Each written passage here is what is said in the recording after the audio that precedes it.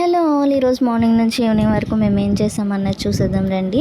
Morning అయితే మేమైతే coconut వాటర్లో చియా సీడ్స్ వేసుకొని అయితే తాగాము. ఇది ఈ సమ్మర్ సీజన్లో లిక్విడ్స్ ఎక్కువ తీసుకోవాలనిపిస్తుంది.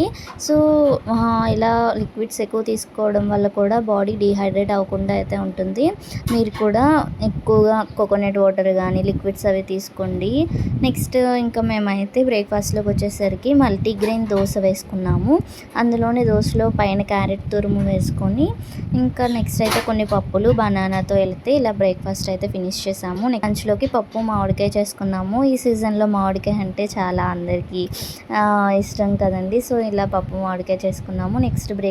నెక్స్ట్ అయితే స్నాక్స్ కింద మేము బ్రెడ్ హల్వా చేసుకున్నాము. తర్వాత నైట్ ఇంకా బీరకాయ ఫ్రై చేసుకున్నాము. ఈ సమ్మర్ సీజన్లో వాటర్ కంటెంట్ ఉన్న వెజిటేబుల్స్ ఎక్కువ తినడం వల్ల హెల్త్కి కూడా చాలా మంచిది. సో మన ఛానల్ ఇంకా ఎవరైతే ఫాలో అవ్వలేదో ఫాలో అయిపోండి.